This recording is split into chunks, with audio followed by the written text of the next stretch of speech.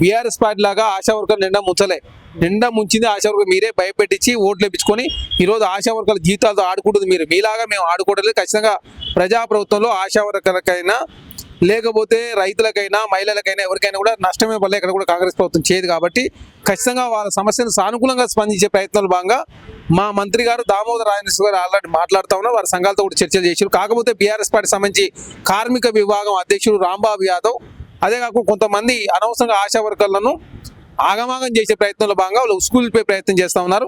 ఖచ్చితంగా ఆశా వర్కర్ల సమస్య పరిష్కరించే దారిలో కాంగ్రెస్ ప్రభుత్వం ముందుకే పోద్దాబా వెనకపోయే ప్రసక్తే లేదు. ఆశా వర్కర్ల విషయంలో మొన్న ధర్నా చేయడానికి వస్తే మరీ దారుణంగా తీసుకుపోయి లారీలోకి ఎక్కించి ఆడోళ్ళని కూడా చూడకుండా ఎక్కడ పడితే అక్కడ తాగటం ఇవన్నీ చేశారు. అంటే ఇప్పుడు ప్రభుత్వం ఇట్లా చెప్తేనే కదా వాళ్ళు అవన్నీ చేశాడు. లేలే ఆశా వర్కర్లను కార్మిక అధ్యక్షుడు రాంబాబు యాదవ్ గారు అదేవిధంగా వాళ్ళందరినీ ప్రలోభాలకు గురి చేసి వాళ్ళని ఆగమనం చేయడంతో ప్రధానంగా ఆశా వర్కర్లు పోలీసు వాళ్ళ మీద దాడి చేయడంతో పోలీసు వాళ్ళు ప్రతి చర్యలో భాగంగా కొంతమంది మీద కొంత దురుసుగా ప్రవర్తించిన మాట వాస్తవం. అది కూడా ప్రభుత్వం ఆల్రెడీ ఖండించింది. ఎందుకంటే ఆశా వర్కర్లు అయినా ఎవరైనా ప్రజాస్వామ్యంలో ధర్నాలు చేసుకునే అవకాశం మనమే కల్పించినాం. ఇందిరా పార్క్ దగ్గర ధర్నా చౌక్ ప్రారంభించిందే మనం. ప్రజలకు ఏమైనా సమస్యలు ఉంటే ప్రజావాణి ద్వారా సమస్యలు పరిష్కరిస్తా ఉన్నాం. కాబట్టి ఎవరైనా వాళ్ళ సమస్యలు అని చెప్పి ధర్నాలు చేస్తే దురుసుగా ప్రవర్తించొద్దు. మొన్న లగచర్ల సంబంధించిన రైతుకు బేడీలు వేసినా ఏకంగా అక్కడ ఆఫీసర్ని సస్పెండ్ చేసింది రాష్ట్ర ప్రభుత్వం. కాబట్టి తన మన అనే భేదమే లేదు. ఖచ్చితంగా ఆశా వర్కర్ల విషయంలో సానుకూలంగా స్పందించే ప్రయత్నంలో ప్రభుత్వం ముందుకు పోతాం. ఇప్పుడు లగచర్ల అన్నారు కదా, ఇప్పుడు ఫార్మా కంపెనీకి ఇప్పుడు భూమి ఇయ్యలేదని చెప్పేసి ఆ రైతుకి ఇట్లా సంఖ్యలు వేసి మరీ తీసుకుపోవడం ఎంతవరకు కరెక్ట్? లే పోలీసు ప్రాసెస్ లో భాగంగా వాళ్ళు చేసినటువంటి తప్పిదం మాత్రమే. రైతుల విషయంలో కావచ్చు, ప్రజల విషయంలో కావచ్చు కొంత దురుసుగా ప్రవర్తించవద్దు అని చెప్పేసి ప్రభుత్వం ఆల్రెడీ ఆదేశించింది. దానిలో బాగా దురుసుగా ప్రవర్తించినటువంటి అధికారులు ఆల్రెడీ సస్పెండ్ చేసింది. ఇక్కడ ప్రజాప్రభుత్వంలో రాజకీయ కక్ష కారుణ్యాలు తావులేదు.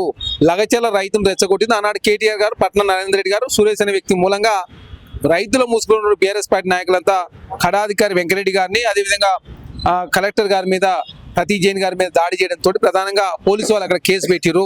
కాబట్టి కేటీఆర్ గారు ప్రలోభాలకు గురి చేయడంతో ప్రధానంగా ఈనాడు లగచర్ల రైతులతో కూడా జైలు ఉండే పరిస్థితి కారణం ఎవరు? కేటీఆర్ గారు ప్రలోభాలకు గురి చేసి వాళ్ళని రెచ్చగొట్టి అనవసరం వారి మీద రాజకీయం చేసే ప్రయత్నం కేటీఆర్ గారు చేసిండు, బీఆర్ఎస్ పార్టీ చేసింది. కాబట్టి ఇప్పుడు దానికి మూల్యం చెల్లిస్తూ ఏకంగా పట్నం నరేంద్ర రెడ్డి జైల్లో ఉన్నారు. దానికి కారణం బీఆర్ఎస్ పార్టీ. కాబట్టి బీఆర్ఎస్ పార్టీ ఇట్లా ఆశా వర్కర్లు కావచ్చు, లగచర్ల రైతులు కావచ్చు, తెలంగాణ రాష్ట్రంలో చాలా మంది రెచ్చగొట్టే ప్రయత్నం బీఆర్ఎస్ పార్టీ చేస్తాం. కాబట్టి ఎవరు కూడా కేటీఆర్ గారు అదే బీఆర్ఎస్ పార్టీ ట్యాబ్ లో పడదని చెప్పేసి మేము కాంగ్రెస్ పార్టీ జరిగిన రోజు పట్నంకి మన కేటీఆర్ కి 42 మిస్డ్ కాళ్ళు వచ్చినాయని చెప్పేసి కూడా బయటకు వచ్చింది. మరి దాన్ని ఎందుకు బయట పెట్టే ప్రయత్నం చేయట్లేదు మీ ప్రభుత్వం? పోలీసు వాళ్ళ పని వాళ్ళు చేసుకుంటూ పోతారు. ఇక్కడ పని బయట పెట్టే బాధ్యత ప్రభుత్వాన్ని కాదు, పోలీస్ డిపార్ట్మెంట్ది. అదే కాకుండా వాళ్ళు ఆల్రెడీ కోర్టు సమర్పించిన రిపోర్ట్లో కూడా చాలా స్పష్టంగా వారు ప్రకటించుంటారు. కాబట్టి పోలీసు వాళ్ళు పోలీస్ పని చేస్తూ ఉన్నారు, ప్రభుత్వం పని చేస్తూ ఉంది.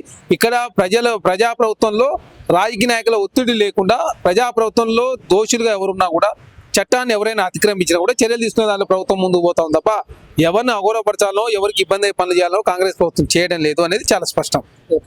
అన్న ఇప్పుడు గత బీఆర్ఎస్ ప్రభుత్వానికి ఇప్పుడు ప్రస్తుతం ఉన్నటువంటి కాంగ్రెస్ ప్రభుత్వానికి పెద్ద తేడా ఏం లేదు. గతంలో కూడా ఇప్పుడు మీరు కూడా ఉస్మానియా యూనివర్సిటీలో ఎన్నోసార్లు నిరసనలు చేసే ప్రయత్నం చేశారు. అక్కడ కూడా ఇప్పుడు పోలీసు వాళ్ళు వచ్చి తీసుకుపోయారు. ఇప్పుడు సేమ్ కూడా అదే పాలన జరుగుతుంది అని చెప్పేసి అంటే మీరు ఏమన్నారు? ఉస్మానియా యూనివర్సిటీలో ధర్నాలు చేసుకునే అవకాశం ఎవరు లేదు, సభలు సమావేశాలకు తావులేదు, బ్యాన్ చేసింది ఆనాడు బీఆర్ఎస్ ప్రభుత్వం. ఇందిరా పార్క్ దగ్గర ధర్నాలు చేసుకునే అవకాశం లేకుండే ఆనాడు TV9 కావచ్చు ఏపీఎన్ మీద బ్యాన్ విధించింది ఆనాడు బీఆర్ఎస్ ప్రభుత్వం. కానీ తెలంగాణ రాష్ట్రంలో ప్రజాప్రభుత్వంలో ఏ మీడియా మీద ఆంక్షలు లేవు. Print media, electronic media, social media కావచ్చు ఇందిరా పార్క్ దగ్గర ధర్నాలు చేసుకునే అవకాశం ఇచ్చారు. ఏమైనా సమస్యలు ఉంటే ప్రజావాణిలో మంగళవారం శుక్రవారం చెప్తా ఉన్నారు. ఇప్పుడు ప్రజావాణిలో 8,000 అప్లికేషన్లు వస్తే 27,000 సమస్యలు పరిష్కరించారు. ఇంకా 30,000 చిల్లర సంబంధించినటువంటి రేషన్ కార్డు కావచ్చు, పెన్షన్ సంబంధించి ఉన్నాయి కాబట్టి అవి కూడా పరిష్కరిస్తామని చెప్పి ఆల్రెడీ ప్రభుత్వం ప్రకటించింది. ధరణి కావచ్చు, అదేవిధంగా హెల్త్ సంబంధించిన ఉన్న ఇష్యూస్ ఉంటే ఇమీడియట్లీ తక్షణమే సాయంత్రం లోపే పరిష్కరిస్తుంది రాష్ట్ర ప్రభుత్వం. కాబట్టి ప్రజాప్రభుత్వం చాలా క్లారిటీతో ముందుకు పోతా ఉంది. వారితోటి ఏ విషయం మీద అయినా చర్చ ప్రభుత్వం సిద్ధంగా ఉంటే అసెంబ్లీకి రాకుండా తెలంగాణ సమాజాన్ని అవమానిస్తుండు కేసీఆర్ గారు. కాబట్టి ప్రజాప్రభుత్వంలో ప్రజలంతా స్వేచ్ఛగా తిరగాలని చెప్పి ప్రభుత్వం భావిస్తూ ఉంది. ప్రతిపక్షాలకు కూడా పూర్తి స్వేచ్ఛ ఇవ్వడం జరిగింది. కాబట్టి ప్రతిపక్షాలు వచ్చి అసెంబ్లీలో వారి ప్రజా సమస్యలు మాట్లాడితే ప్రభుత్వం స్వీకరించడానికి సిద్ధంగా ఉంది. కాబట్టి 10 సంవత్సరాల కాలంలో ఏనాడు అసెంబ్లీ 17 గంటల పాటు జరగలేదు. కాంగ్రెస్ ప్రభుత్వం వచ్చిన తర్వాత రికార్డు స్థాయిలో 17 గంటలు జరిగిందంటే ప్రజా సమస్యల మీద పరిష్కరించే దానిలో కాంగ్రెస్ ప్రభుత్వం సిద్ధశుద్ధం ముందుకు పోతాం. ఇప్పుడు మీరు రైతుల గురించి మాట్లాడారు కదా, ఇప్పుడు రైతులకి రుణమాఫీ సగం మందికి ఇచ్చి సగం మందికి రుణమాఫీ చేయబోతుంది అని ఏమంటారు? మేనిఫెస్టోలో పెట్టిన విధంగా కాంగ్రెస్ ప్రభుత్వం రుణమాఫీ చేసింది. మేము 2 లక్షల రూపాయలు ప్రతి కుటుంబానికి ఇస్తామని చెప్పేసి రుణమాఫీ చేసినాం. కుటుంబంలో ఇద్దరు ఉంటే ఇద్దరికి సపోజ్ ఒకరికి 1,50,000 ఒకరికి 50,000 ఉందనుకో, ఇద్దరు మాఫీ అవుతుంది. లేదు ఒకరికే 2 లక్షలు ఉందనుకో, ఇంకోళ్ళకి మాఫీ కాదు. అలా అని చెప్పేసి 100% కాలేదని చెప్పి ఎట్లా అంటావు? అంటే రాష్ట్ర ఆర్థిక పరిస్థితి బాగాలేకున్నా కూడా దేశంలో రికార్డు స్థాయిలో కాంగ్రెస్ ప్రభుత్వం 18,000 కోట్ల రూపాయలు ఒకేసారి రుణమాఫీ చేశారు. తర్వాత మళ్ళీ ఒక 3,000 కోట్ల రూపాయలు, మొత్తం 21,000 కోట్ల రూపాయలు రుణమాఫీ చేశారు. 500 రూపాయలు బోనస్ ఇస్తా ఉంది రాష్ట్ర ప్రభుత్వం. రైతు కమిషన్ ఏర్పాటు చేసింది రాష్ట్ర ప్రభుత్వం. రైతుల గతంలో ఉరి కొనుగోలు చేస్తే 45 రోజులు పైసలు ఇచ్చేవాళ్ళు, ఇక్కడ 3 రోజులు పైసలు ఇస్తా ఉన్నారు. గతంలో తరుగు 7 నుంచి 10 కిలోలు ఇచ్చేవారు, తరగనే ప్రసక్తే లేదు రాష్ట్ర ప్రభుత్వంలో. అదే కాకుండా ఎకరాకి 12,000 రూపాయలు బోనస్ ఇవ్వడంతో ప్రధానంగా రైతులకు మేలు జరిగింది. రైతు భరోసా సాయం కూడా పెంచబోతా ఉంది రాష్ట్ర ప్రభుత్వం. కూలీలకు కూడా 6 నెలలకు 6,000 రూపాయలు ఇస్తానని చెప్పేసి నిన్నే డిప్యూటీ సీఎం గారు ప్రకటించారు. కాబట్టి కాంగ్రెస్ ప్రభుత్వంలో రైతుల విషయమైనా, నిరుద్యోగులకైనా, మహిళలకైనా మేలు చేసే ప్రయత్నంలో కాంగ్రెస్ ప్రభుత్వం ముందుకు పోతా ఉంది. విద్య, వైద్యం, సేద్యం ప్రధాన లక్ష్యాలుగా కాంగ్రెస్ ప్రభుత్వం భావించి ఏవైతే హామీలు ఉన్నాయో వాటి గురించి అసలు శ్వేతపత్రం కూడా లేదు, ఇష్టానుసారంగా హామీలు ఇచ్చారు, అవి తీర్చలేదు. ఇంకా ఈ రాష్ట్రాన్ని అప్పుల కుప్పగా మార్చే అవకాశం ఉంది మన కాంగ్రెస్ ప్రభుత్వం అని చెప్పేసి చెప్తున్నారు. 160 హామీలు కాంగ్రెస్ ప్రభుత్వం నెరవేర్చింది. మీరు 10 సంవత్సరాల కాలంలో ఏం చేసిరో, మేము సంవత్సరాలు ఏం చేసినో చర్చ చేయడానికి ప్రభుత్వం సిద్ధంగా ఉంది. అసెంబ్లీకి వచ్చి అడిగితే నిరుద్యోగుల అంశమైనా, విద్యారంగం మీదైనా, ఆరోగ్య రంగం మీదైనా, లేదు ఎడ్యుకేషన్ సంబంధించిన వ్యవహారమైనా, అదే కాకుండా తెలంగాణ రాష్ట్రంలో ఇండస్ట్రీస్ పాలసీ మీదైనా, అదే కాకుండా ఐటీ మీదైనా, తెలంగాణ రాష్ట్రంలో అప్పుల మీదైనా, ఆ కాకుండా అప్పుల వడ్డీ మీదైనా రాష్ట్ర ప్రభుత్వం వచ్చిన తర్వాత ఏం చేసినా అన్ని విషయాల మీద చర్చించే ప్రభుత్వం సిద్ధంగా ఉంది. తిరులార్ మీద చేద్దామా, ఔటర్ రింగ్ రోడ్ ఎవరు అపనంగా అమ్మిండు, అదే కాకుండా కాంగ్రెస్ ప్రభుత్వం వచ్చిన తర్వాత ఇరిగేషన్ ప్రాజెక్టులు ఏ విధంగా క్లియర్ చేసే ప్రయత్నం జరుగుతూ ఉంది, కాళేశ్వరం ఏ విధంగా దోసుకున్నారు, యాదాద్రి భద్రాద్రి కావచ్చు, ఆనాడు మీరు కట్టిన ప్రాజెక్టుల ద్వారా తెలంగాణకి ఎలాంటి మేలు జరగకపోయినా కూడా ఈనాడు రాష్ట్ర ప్రభుత్వం అప్పు కొట్టి చెల్లిస్తూ ఉంది. కాబట్టి ఆ అప్పులు అడ్డగోద చేయడంతో తెలంగాణ రాష్ట్రం ఆర్థికంగా చితికిపోయింది. 12 రోజుల నుంచి ఆర్బీఐ మీద ఆధారపడి ఆ అప్పులు తీసుకొచ్చి ఓడిల మీద నడిపే పరిస్థితి వచ్చింది. కాబట్టి ఖర్చులు తక్కువ చేసుకుని ఆదాయ మార్గాలు పెంచుకునే ప్రయత్నంలో కాంగ్రెస్ ప్రభుత్వం ముందుకు పోతా ఉంది. కాబట్టి ఖచ్చితంగా ఇచ్చిన ప్రతి హామీ నెరవేర్చే ప్రయత్నంలో కాంగ్రెస్ ప్రభుత్వం ముందుకు పోతా ఉంది. కాంగ్రెస్ ప్రభుత్వానికి టైం 5 సంవత్సరాల కాలం ఉంది. కాబట్టి ఇప్పుడు 1 సంవత్సరం అయిపోయింది కాబట్టి ఇంకా 4 సంవత్సరాల కాలం ఉన్నది. ఉచిత బస్సు ప్రయాణం జరుగుతూ ఉంది. 500 రూపాయలు గ్యాస్ సిలిండర్ ఇస్తా ఉన్నాం. 200 యూనిట్లకు ఉచిత కరెంట్ ఇస్తా ఉంది రాష్ట్ర ప్రభుత్వం. అదేకాక రైతాంగులకు ఉచితంగా వ్యవసాయానికి కరెంట్ ఇస్తా ఉన్నారు. కాబట్టి రైతు సంక్షేమం కాంగ్రెస్ ప్రభుత్వం కోరుకుంటా ఉంది. నిరుద్యోగులకు సంబంధించి ఆల్రెడీ జాబ్ క్యాలెండర్ ప్రకటించిన 51,000 ఉద్యోగాలు ఇచ్చినాం. టీచర్లకు సంబంధించి 11,000 టీచర్లు ఇచ్చినాం. ప్రమోషన్లు దాదాపు 20,000 మంది ప్రమోషన్ ఇచ్చినాం. 32,000 మంది టీచర్లకు ట్రాన్స్ఫర్ చేసింది రాష్ట్ర ప్రభుత్వం.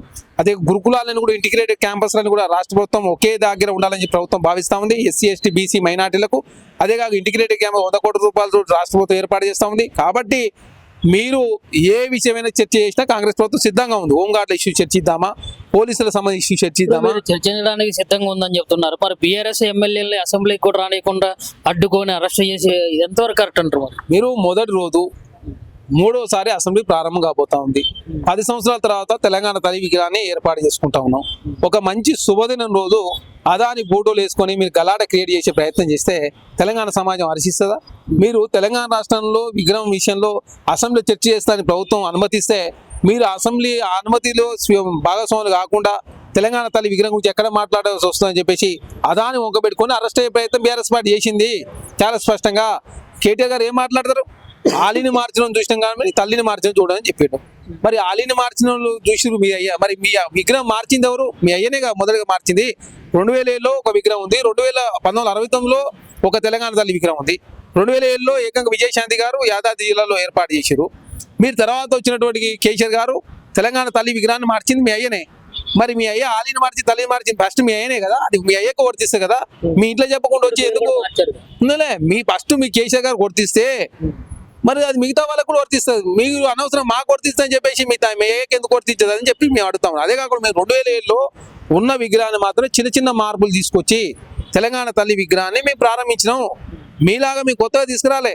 తెలంగాణ సర్వసభ్య సమాజం, తెలంగాణ ఉద్యమకారులు, కవులు, మేధావులు, తెలంగాణ సబ్బండ వర్గాలు ఏదైతే అనుకుంటారో తెలంగాణ తల్లి ఆ విధంగా ఉన్నది. పోచమ్మ, ఎల్లమ్మ, మారమ్మ, తెలంగాణ వనదేవతలు ఎట్లుంటారో సమ్మక్క సారక్క లాగా, లేకపోతే సాకల ఐలమ్మ లాగా తెలంగాణ తల్లి చెల్లి అక్క ఏ విధంగా ఉంటుందో ఆ విధంగా ఉందని చెప్పి తెలంగాణ సమాజం హర్షిస్తుంటే అందులో చేయి గుర్తుందని చెప్పేసి అభయస్తం దీవించే చేయిని పట్టుకొని అది కాంగ్రెస్ పార్టీ గుర్తు అని చెప్పి కాంగ్రెస్ ప్రభుత్వం బదనాం చేస్తా ఉన్నారు. అదే కారు గుర్తు అనేది మీ గుర్తా? మరి కారు మీ పార్టీకి ఇచ్చింది, చెయ్యి మా పార్టీకి, చెయ్యి కాంగ్రెస్ పార్టీది కాదు, కారు మీ పార్టీది కాదు కదా. కారు ఉందని చెప్పేసి ఎవరన్నా మేమందరం కార్లు వాడుకుంటున్నామా? ఇట్లా తెలంగాణ సమాజాన్ని తప్పుదారి పడిచే ప్రయత్నం. తెలంగాణ తల్లిని కారులో కూర్చోబెట్టలేదు వాళ్ళు. లే అదే చెప్తా ఉన్నాం, కారులో కూర్చోబెట్టు కాదు, అభయస్తము. మీరు బతుకమ్మ పేరు మీద బతుకమ్మ పెట్టలేదు చెప్తా ఉన్నారు. తెలంగాణ రాష్ట్రంలో అదేవిధంగా బోనాలు చాలా ఫేమస్. అలా అని చెప్పి బోనం ఎందుకు ఎత్తలేదంటే కుదరదు కదా. అదేగా కలర్లు 3 కలర్, జాతీయ పథకంలో 3 కలర్లు ఉంటాయి. మిగతా కలర్లు ఎందుకు పెట్టి మిగతా కలర్లు అవమానించినట్టే కాదు కదా. తెలంగాణ సమాజం ఏమనుకుంటుందో, ప్రజలు ఏమనుకుంటారో చేయడానికి ప్రజాప్రభుత్వం సిద్ధంగా ఉంది. 2007 నాటి విగ్రహాన్ని తెలంగాణ రాష్ట్రంలో కాంగ్రెస్ ప్రభుత్వం ప్రతిష్ఠించింది. మీరు 10 సంవత్సరాల కాలం పాటు ఎందుకు ఇవ్వలే జీవో? 10 సంవత్సరాల కాలం పాటు ఎందుకు పెట్టలే మీరు? అంటే మీరు పెట్టకుండా తెలంగాణ సమాజాన్ని అవమానించే ప్రయత్నం మీరు చేస్తూ తెలంగాణ గీతం లేకుండా చేశారు. టీజీ కోసం పోరాటాలు జరిగితే మీరు వచ్చిన తర్వాత టీఎస్ పెట్టారు కాబట్టి టీజీకి తీసుకురావడం జరిగింది. అందశ్రీ గారి గీతాన్ని తెలంగాణ గీతంగా ప్రకటించడం, తెలంగాణ తల్లిని విగ్రహాన్ని ప్రారంభించుకున్నాం, గద్దర్ గారి జయంతిని వర్ధంతిని అధికారం నిర్వహిస్తా ఉన్నాం. గద్దర్ గారి పేరు మీద నంది అవార్డు రాష్ట్ర ప్రభుత్వం ఇస్తా ఉంది. ఇక్కడ కాంగ్రెస్ ప్రభుత్వంలో తన మన అనే భేదమే లేదు. సినీ ప్రముఖుల, రాజకీయ నాయకులు అని చెప్పేసి తారతమ్యాలు ఏమీ లేవు. నాగార్జున తప్పు చేస్తే నాగార్జున మీద చర్యలు, మోహన్ బాబు తప్పు చేస్తే మోహన్ బాబు మీద, అల్లర్జున్ తప్పు చేస్తే అల్లర్జున్ మీద, ఇక్కడ కేటీఆర్ గారు తప్పు చేస్తే కేటీఆర్ గారి మీద. ఇక్కడ తప్పు చేసిన వాళ్ళు తన మన అనే లేదు. పార్టీలకు అత్యంగా సెలబ్రిటీలు అనే భేదమే లేకుండా అంబేద్కర్ గారు రచించిన రాజ్యాంగాన్ని తెలంగాణ రాష్ట్రంలో అందరికీ ఒకే విధంగా ఉండే ప్రయత్నాలు భాగంగా కాంగ్రెస్ ప్రభుత్వం ముందుకు పోతాం.